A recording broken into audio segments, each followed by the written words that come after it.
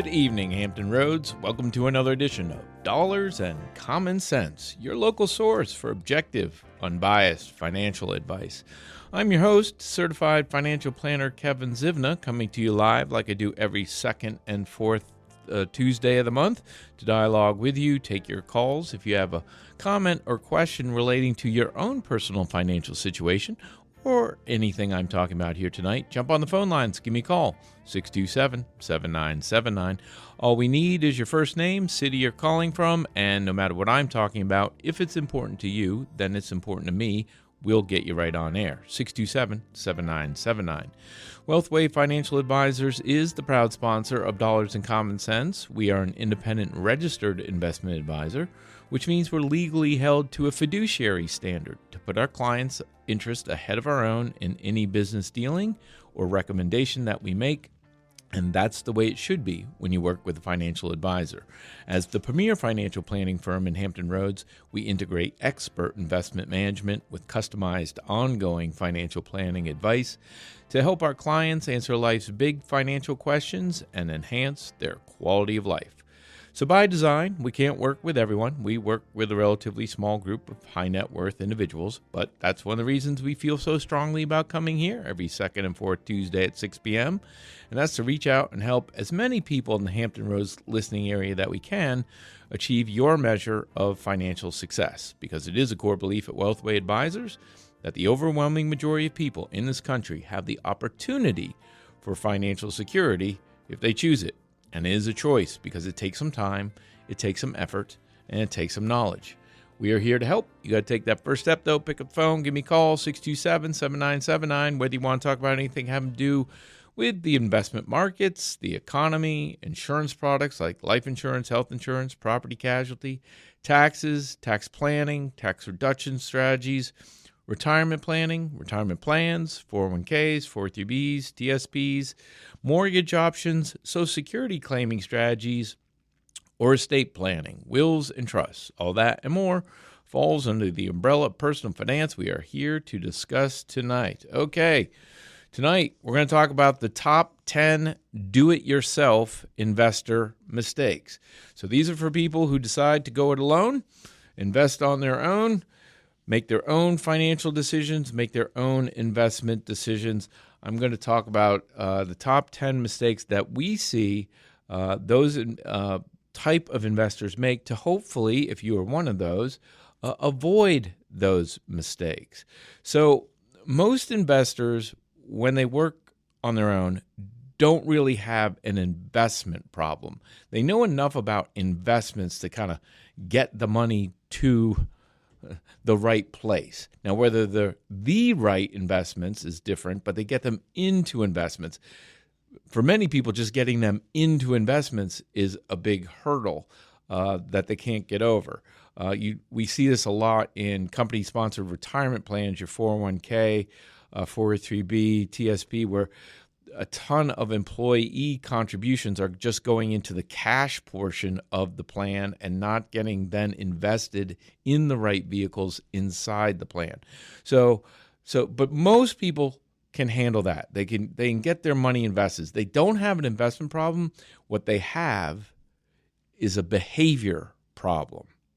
And I'll explain as the show goes along. So we'll cover the 10 most common mistakes, but first off, how do I know that individual investors have an investment problem? Well, it's pretty well known in the financial advisory occupation industry that because there's studies that come out, several studies that come out every year that compare performance data, investment performance data of individuals compared to standard market indexes. So, for example, the 10-year average annual rate of return on the S&P 500 is about 13% per year over the last 10 years. That's a fantastic number. However, the average equity fund investor enjoyed only about a 9.8% average annual rate of return. That is a gap of about 3.3% that the individual investor is not getting, at least compared to the S&P 500 index. And if you extend that over the last 20 years, the S&P 500 index averaged about 10.3% per year over the last 20 years, but the U.S. average equity investor received only 9.2% average annual rate of return, resulting in a gap of about 1.1% per year of underperformance. Now, 1.1% per year might not sound like a lot to you, but I'm telling you, when you do the math and you factor in the compounding of that additional 1.1% over the last 20 years, that's a lot of dollars. In our world, an over or underperformance by 1% per year over an extended period of time is a huge number, and that has huge meaning in outcomes, positive or negative, depending on which direction you're headed. So because of this persistent underperformance of the individual investor based on industry standards, a lot has been written about why this is the case. Why do so many people who go it alone tend to end up much worse off than the indexes, or potentially people working with professional advisors? So I'm going to work through the top 10 mistakes that we see is the cause of this. And almost all of these are not related to the investments themselves. They are related to the behavior of the individuals who make the investment decisions. In other words, you, the individual investor. So number one, and these are in no order of importance, so they're randomly compiled, but there's 10 of them that I'll share with you. So number one, panic selling in a downturn. See this all the time. So market declines. Everyone has their own panic number. For some people, it's only a decline of 10%. That's normal, natural, but for some people, that's too much. For other people, it's the official bear market number of 20% decline. Some people can hang on through that, but by the time you get to 25 and 30% decline on major U.S. indexes and people are looking at their monthly statements, seeing big negative numbers, that's when a lot of people start to panic and throw in the towel. And so you'll hear responses like, well, things are just crazy right now. I'm gonna sell out, go to cash until things calm down. Yeah, well, that's the problem. That's a behavior problem. That's not an investment problem. And the reason it's a problem is because when you sell in a significant decline, then you are locking in your losses, and you are most likely missing the ultimate rebound when it happens, because those rebounds happen just as fast, if not faster sometimes, than the declines. And no one rings a bell when the bear market is over and it's hit its low point and it starts to trend upward. Jumping in and jumping out of the market in a decline will lock in losses and cause you to miss future gains. Corrections, bear markets, are normal. The average intra-year decline is about 14%, even in good years. Let me say that again. The average intra-year decline in major stock indexes is 14%. So if you can't handle a 14% decline, 14, 15%, you should not be an investor in the first place, because you're just going to cause more harm to yourself than good. In fact, just for reference point, 2025, you know what the lowest decline was in 2025 last year? It was a 19% decline, happened in April. Most people don't even remember that, because soon after that 19% decline, 1% away from an official bear market, we then quickly reversed course, the market did, and we hit all-time highs. So if you panicked out in April because of a 19% decline, you most likely missed one of the quickest and swiftest run-ups to new all-time highs that we've had in decades. So, panic selling in downturns, mistake number one. Trying to time the market, similarly related, but usually driven more by kind of news-driven investing, headlines, news that you've heard on the TV, radio, read in the paper. Rates are up, election year chaos, recession is coming. People say, there's just too much uncertainty. I'm going to sit things out till things sort of calm down. Well, guess what? They never calm down. There is always a crisis of the day. Things are never back to normal. Some uncertainty is the normal. You have to be able to get comfortable with that uncertainty and be able to manage through it if you want to be a successful long-term investor. So if you try to time the market based on news headlines, you have to be right twice, right? You have to know when to get out, right? Hopefully you get out high when the market's high, and then you have to wait for the market to decline, and then you have to guess when to get back in, and hopefully it's lower than when you got out so that there's some benefit there. But I can tell you that is incredibly hard to do, even for professional money managers. Many claim to have that ability to do that. Almost all of them are exaggerating that claim. No one has proven that they can successfully time the market over a long period of time to eliminate those occasional but significant temporary market declines. So do not try to time the market. And here's another one that most people do, but they don't even realize they're doing it. And it's called performance chasing. And that means buying what just did well. So, particular stock has gone up in value 20, 30% last year. I don't think almost any tech stock, NVIDIA, Oracle, Cisco, Google, what have you. Well, that's going up a lot. I want some of that. I'm going to go buy that. The problem is the higher a stock price goes, the less valuable it becomes. The lower a stock price goes, assuming fundamentals are good, still good for the company, the more valuable it comes. So there's a lot of counterintuitiveness that is built into investing, that if you don't understand, then you're going to make the wrong move at the wrong time. You're going to buy high and sell low instead of buying low and selling high. So don't chase performance. As it relates to last year, the best performing sectors, asset classes, or categories, all words for the same thing, were finally international companies, those based outside the U.S. So specifically developed international markets like Europe and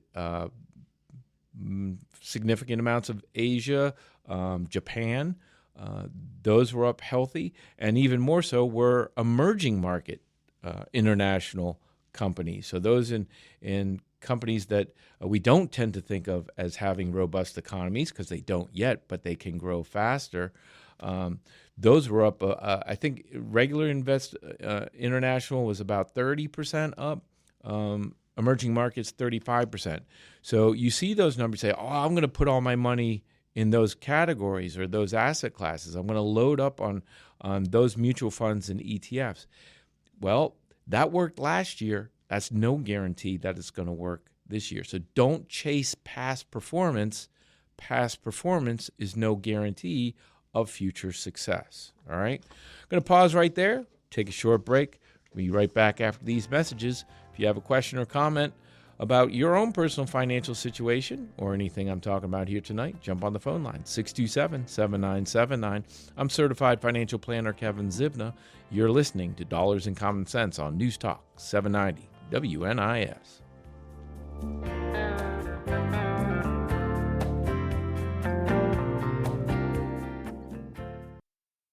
Wealthway Financial Advisors, planning for life.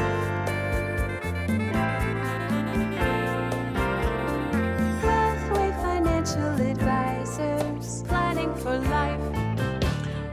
And welcome back to Dollars and Common Sense, your local source for objective, unbiased financial advice. I'm certified financial planner Kevin Zibna, the president at Wealthway Financial Advisors, the premier financial planning firm in Hampton Roads, where we integrate expert investment management with customized ongoing financial planning advice to help our clients answer life's big financial questions and enhance their quality of life. For more information about us, you can check us out online at wealthwayadvisors.com. All right, tonight we're talking about top 10 do-it-yourself investor mistakes. And before the break, I was talking about performance chasing as being one of those mistakes. One way you can avoid trying to chase performance is to build your portfolio properly on the front end. Most people don't take the time or effort to develop a broadly diversified investment portfolio made up of a variety of different asset classes or categories of investments. If you do that, then you are less prone to chase performance, because in that broadly diversified portfolio of different investment categories, you are almost certainly going to find something in there that's doing very well in almost any given year, say for maybe a big down year. But at the same token, you're going to have a section of your diversified portfolio that is probably underperforming the rest of the portfolio.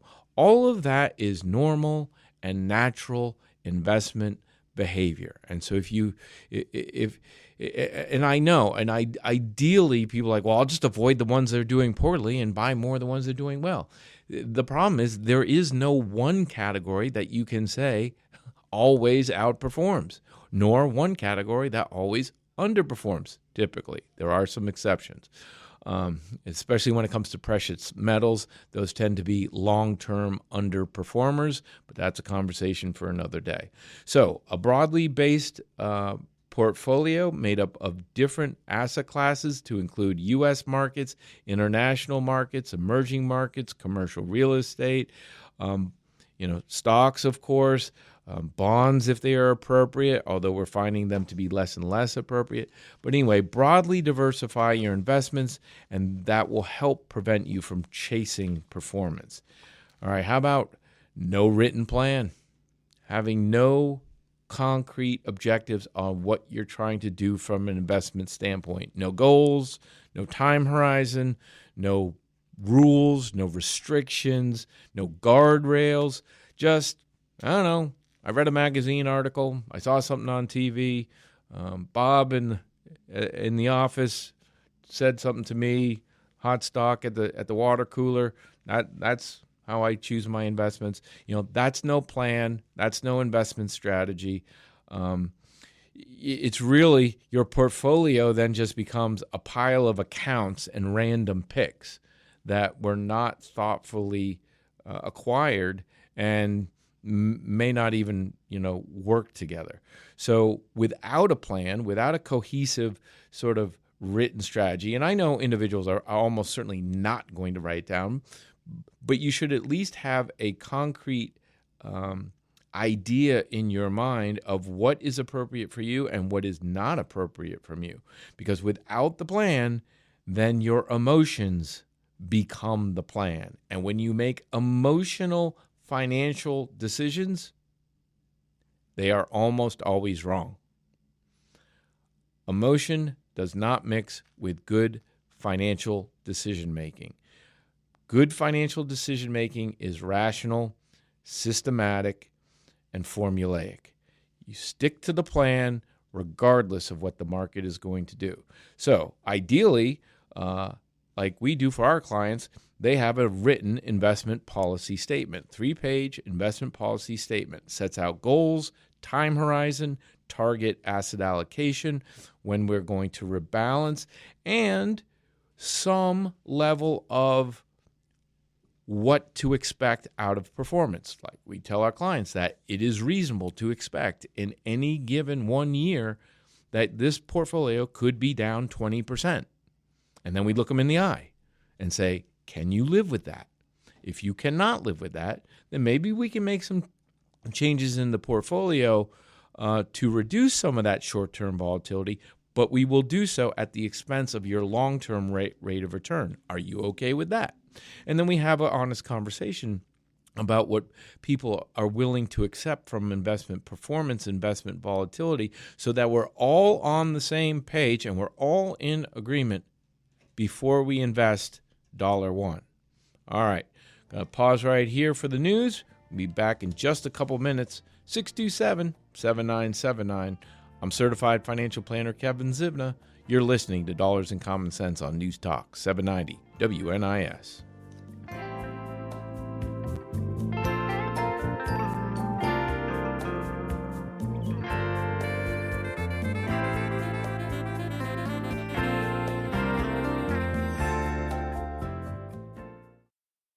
Wealthway Financial Advisors, planning for life.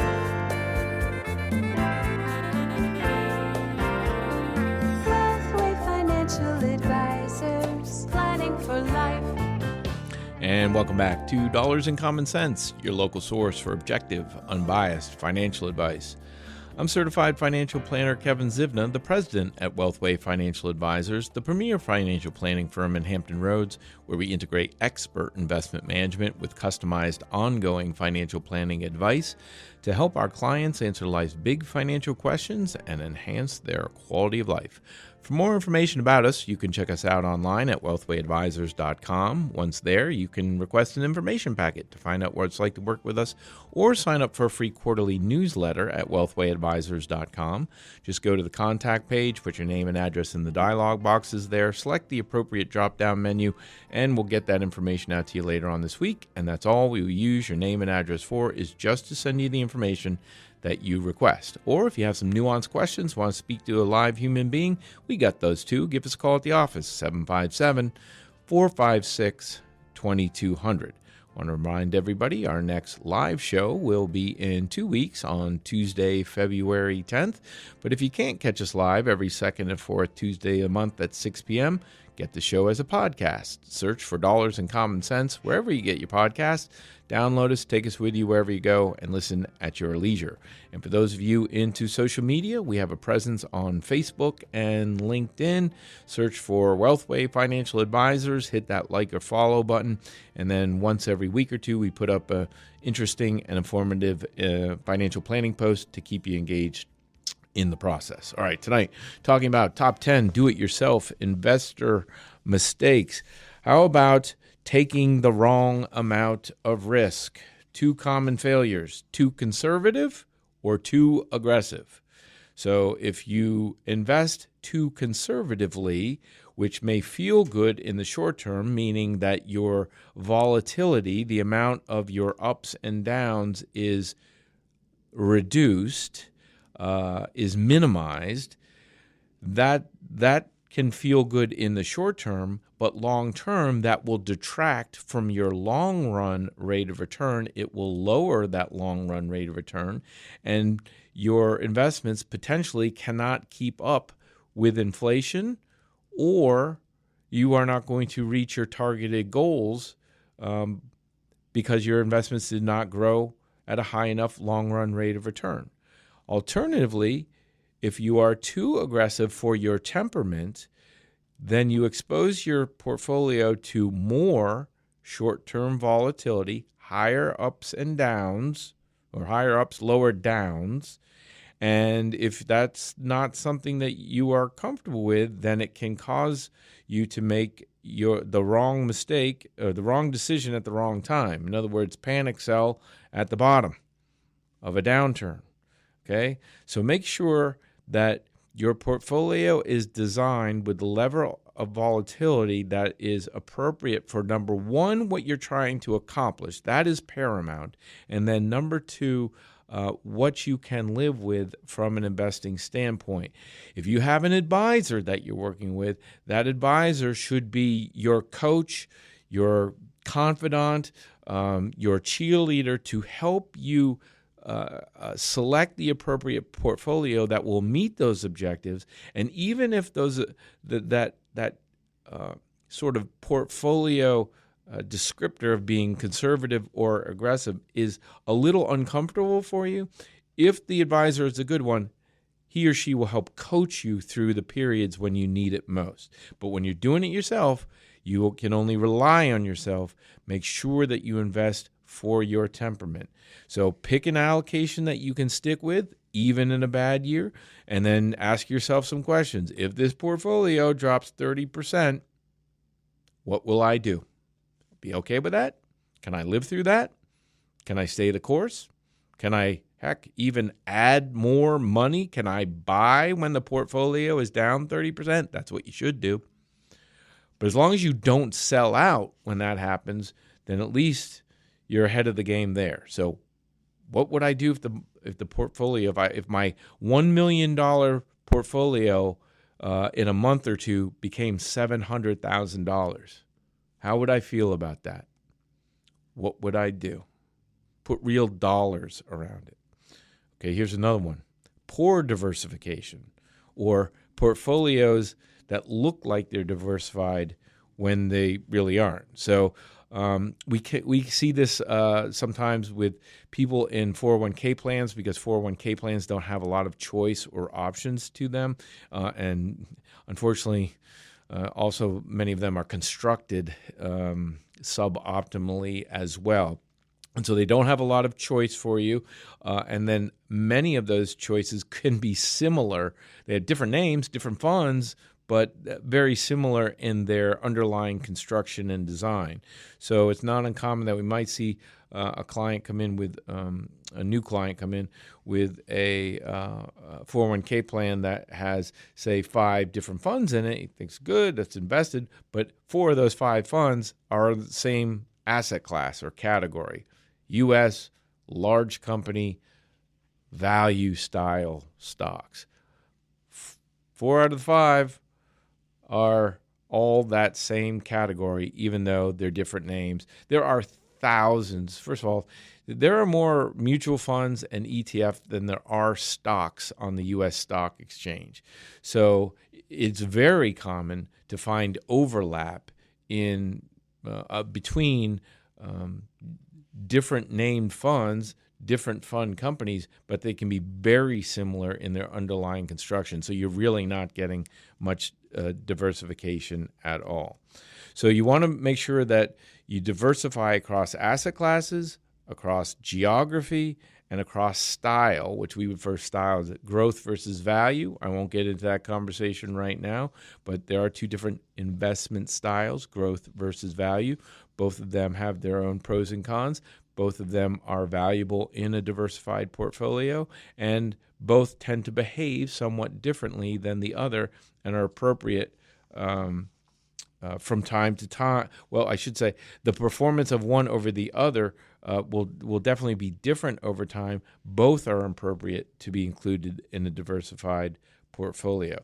What we do like to see in terms of selections of mutual funds, if they're going to be actively managed mutual funds, are highly concentrated actively managed mutual funds. That means so each mutual fund or ETF is like a basket, and in that basket can be anywhere between typically 25 individual securities, 25 individual stocks, in other words, or up to 1,000. Okay, so there's a massive difference to the number of holdings that can be in one mutual fund. We like the ones that have fewer holdings, more concentrated, closer to 25 than 250. All right, how about concentration of risk? What does that mean? Especially when it comes to employer stocks. So like putting too many eggs in one basket.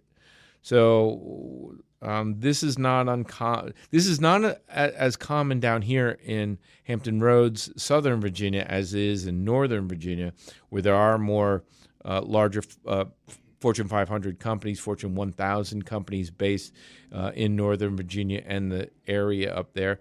And so we do have some clients up there as well. And we have clients with Google, with Cisco, Amazon. We got Microsoft. And a lot of those large companies offer their employees at some level company stock as incentive payments or bonus payments or as part of their overall payroll package. And because those companies' performance have been pretty good over the last 10 years, a lot of those employees want to accumulate as much of their own company stock as they can because it's done pretty well. But I'll also throw out another name for you that might sound familiar: Enron. Remember Enron? Went one of the highest flying stocks of all time in the U.S.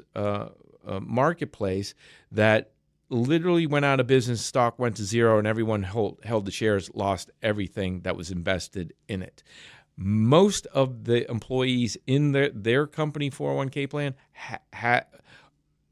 their accounts were made up primarily of Enron stock.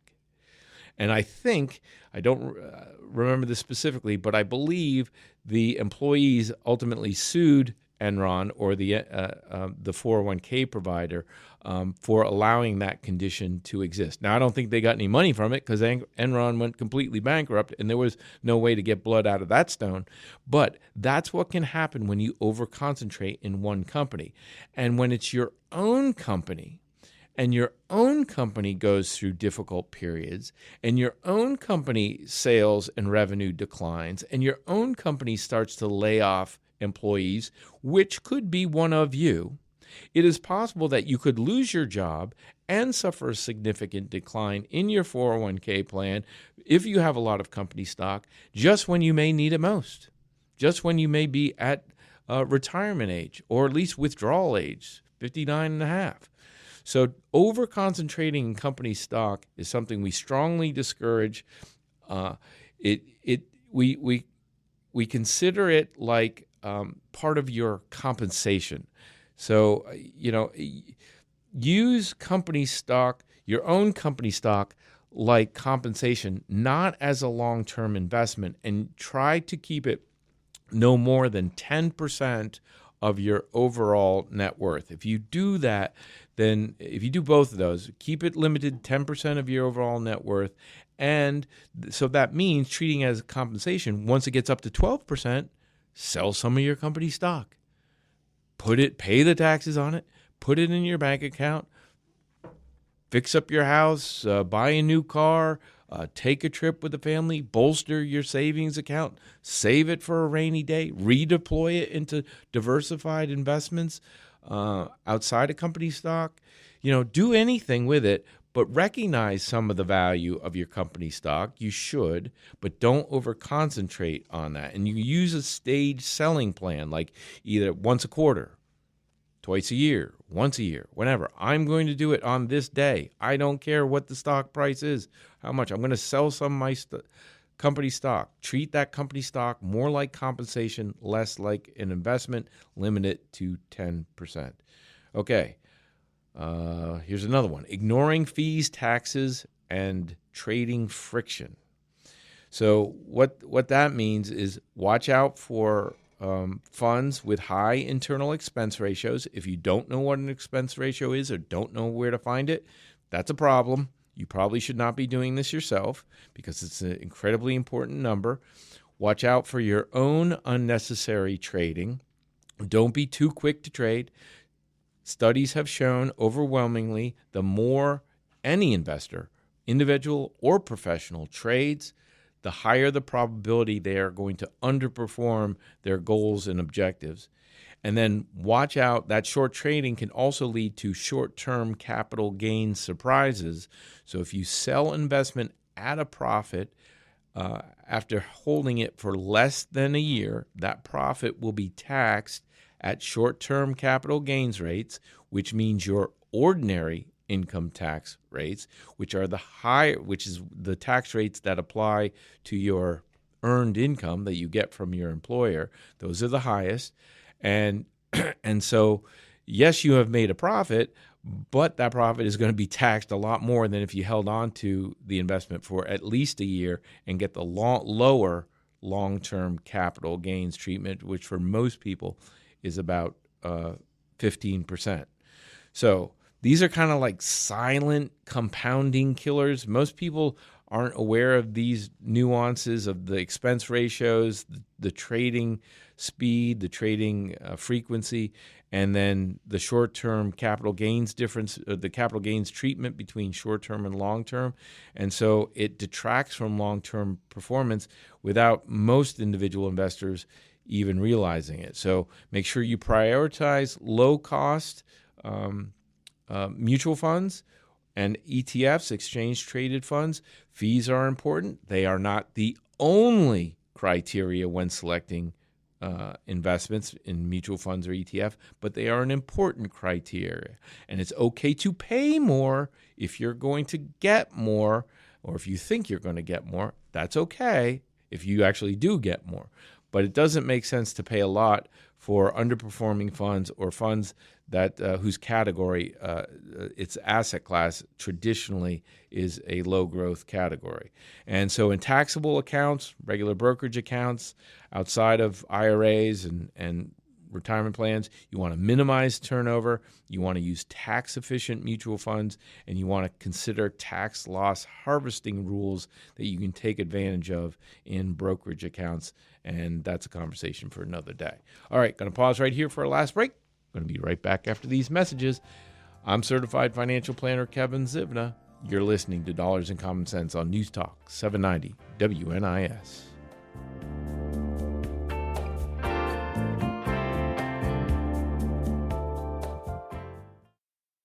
Wealthway Financial Advisors, planning for life. Wealthway Financial Advisors, planning for life. And welcome back to Dollars and Common Sense, your local source for objective, unbiased financial advice.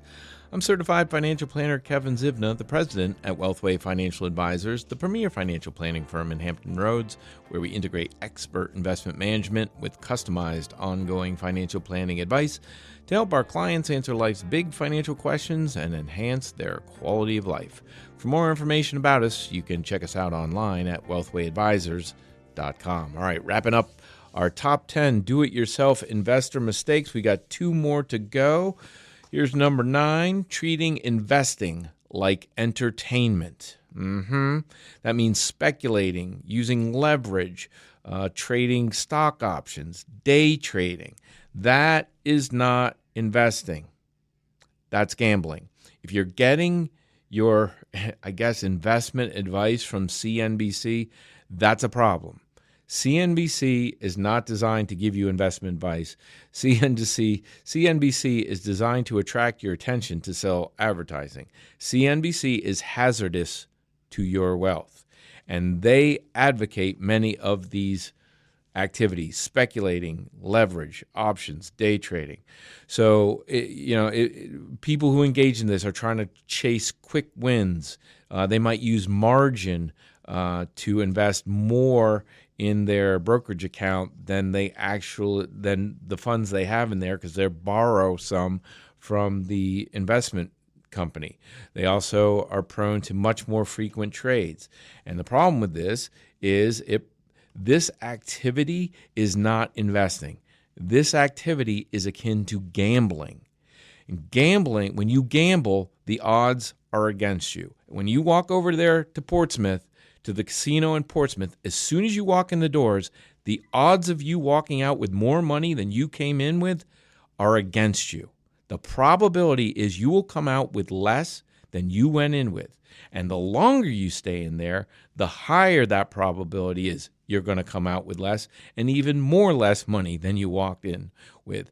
That's gambling. The odds are against you in a casino. Investing is when the odds are in your favor, when the probability of you having more money in the future than you do today is high. And that is good investing. You need a good, solid investment plan, and you need a long enough time horizon in order for those conditions to exist. But investing is designed to earn you money over time. Gambling is when it will cost you money over time. And those activities that I just mentioned are more akin to gambling than they are investing. So stay away from those activities that they introduce a high risk of large permanent loss, and oftentimes when that happens, behavior gets worse under the stress. If you feel the need to take part in that activity. We have on occasionally allowed our clients to keep a small play money account, we would call it, which is like 2 to 3% of their overall net worth. You keep the money in a separate account. I don't want to know what you're invested in. I don't want to know how frequently you trade. Just tell me the dollar amount that's in there when we get together so we can make it a part of your overall net worth. But we do not play with anyone's money.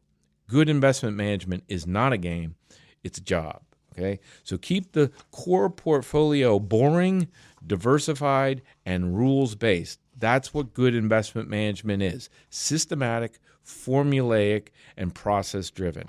And lastly, not respecting retirement sequence risk. Mistake number 10. The most vulnerable time in a person's investing lifetime is typically that period, the first 2 to 3 years after retirement, when their earned income stops and they have to start living off their investment portfolio.